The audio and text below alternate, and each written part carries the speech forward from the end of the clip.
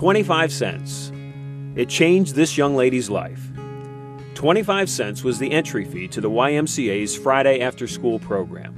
Jeanine Donaldson rode 2 blocks away on a bicycle to a place where she learned to tumble and flip.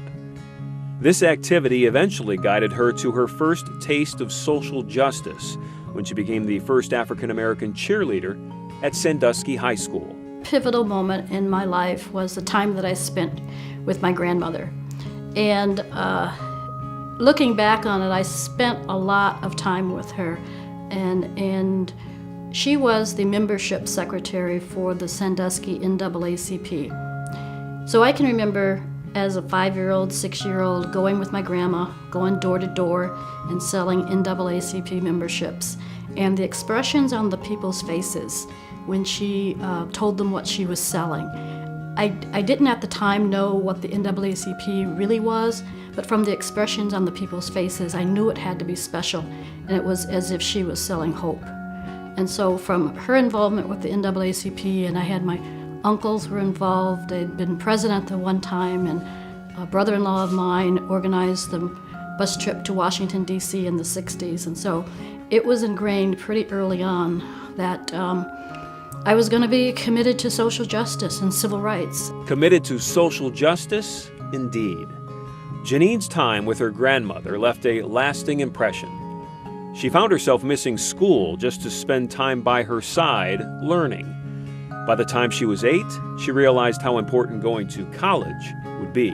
When I was probably 8 years old, my brother attended Fisk College in Nashville, Tennessee, and he was 12 years older than I was, and he was a very handsome man, and that's pertinent to this story because we lived in little old Sandusky, Ohio. But on spring break or on Thanksgiving time, there would be these young women who would travel from Cleveland and from Detroit, and on their way home from college, we were going to Fisk with my brother. And they were beautiful young African-American women who sat in our living room. And they were dressed impeccably, and they spoke very well, and they took an interest in me. They asked me, "Where are you going to college? What do you want to be when you grow up?" And I thought to myself, wow, I want to be like you. And so what was important about that was these were college women, and they were women who knew that they could have an impact on young lives. And so, you know, it's the little things that we do. We don't know who's watching us. We don't know what impact we can have on folks. Growing up, Jeanine always had a lot of support. As the youngest of 7, the house was always busy. Surrounded by family is how she likes to live her life, and today it's her family who makes her proud. Today, it's my family, it's my husband. He's been tremendously supportive of me, and frankly, that's probably the one area where sometimes I'm concerned about my personal life and my professional life mixing. I know that when I was on the school board for 12 years in the city of Lorain and things would get contentious, I would come home from those school board meetings and I'd have a smile on my face because I couldn't dare tell him what was actually going on or some of the things that maybe people were saying or writing about me in the paper.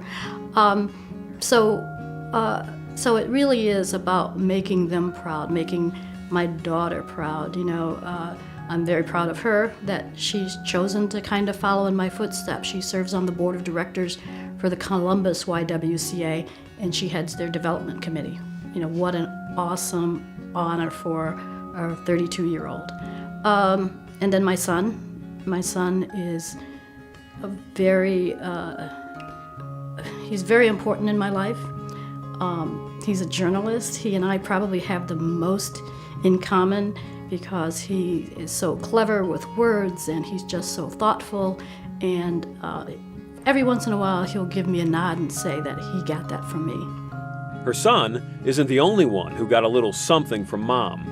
Her daughter, Mallory, wasn't afraid to go against the grain and step into Mom's shoes at the same time. I come from a family of Buckeyes, and so when I got the news that I was going to make the cheerleading squad at Ohio State, I actually was probably the least excited person in my household because I grew up a Michigan fan. I have an older brother who is a diehard Buckeye, and that's a true testament to both my mom and my dad being such Buckeye fans that he was a Buckeye fan. And the only thing that I could think of as a little sister to get on his nerves would be to be a Michigan fan. And so I grew up from